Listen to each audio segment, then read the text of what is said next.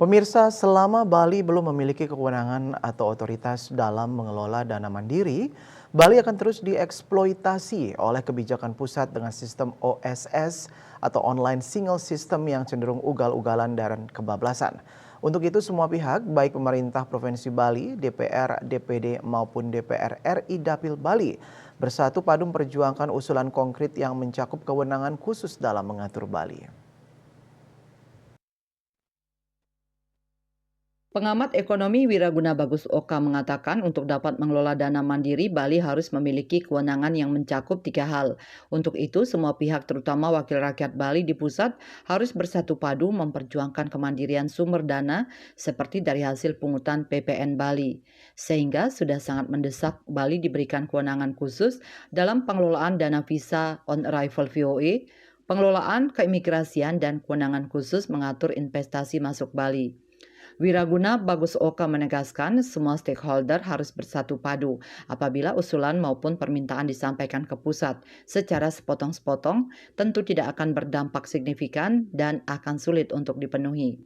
Kalau kita minta satu usulan yang konkret yang mencakup keseluruhan yang terkait dengan kewenangan khusus untuk mengatur Bali, saya kira itu jauh akan lebih bermanfaat. Kalau kita mau bersatu padu untuk memperjuangkan kewenangan khusus untuk 3 hal utama.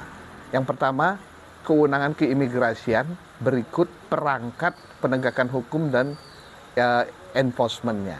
Yang kedua, kewenangan khusus dalam pengelolaan airport, pintu masuk Bali, termasuk juga visa on arrival. Ini yang strategis, termasuk salah satunya juga kewenangan pengaturan investasi dari para investor luar dalam satu kendali oleh Provinsi Bali. Kalau ketiga kewenangan khusus ini diberikan, paling tidak Bali akan bisa mendapatkan dana mandiri paling tidak sebesar 20-25 triliun dari visa on arrival, dari keimigrasian, dan dari dana-dana yang diinvestasikan oleh investor di Bali karena kewenangan penuh ada di Provinsi Bali. Dan